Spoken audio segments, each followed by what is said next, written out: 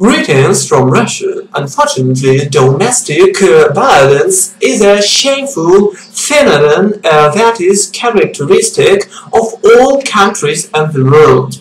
But some foreigners believe that Russians are rude and violent people by nature. Consequently, in Russia, domestic violence is more prevalent than in the US or Europe. But is it really? Firstly, a bit of official statistics.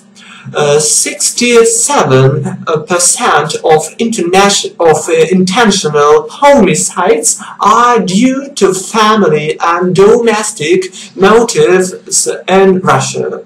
About 40% of all heavy violent crimes are committed in Russian families. Regular domestic violence is typical for 25% of Russian families. Each year, about 14,000 of Russian women are killed by their husbands or other relatives. Secondly, it is necessary to understand the causes of domestic violence. Congenital rudeness and cruelty of Russians? No. As a rule, spouses are in a state of alcoholic intoxication.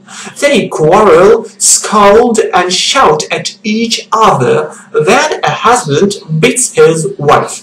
A woman defends. Sometimes she attacks. And a bloodbath is the result of a drunken quarrel. Thirdly, it is believed that domestic violence doesn't depend on a level of financial health of family.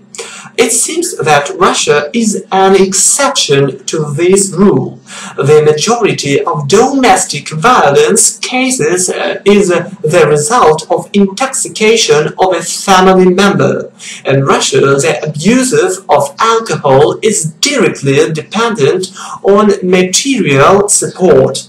Low income, hopelessness, and the lack of the confidence in the future is pushing the person to alcoholism, and drunk Russian often becomes aggressive.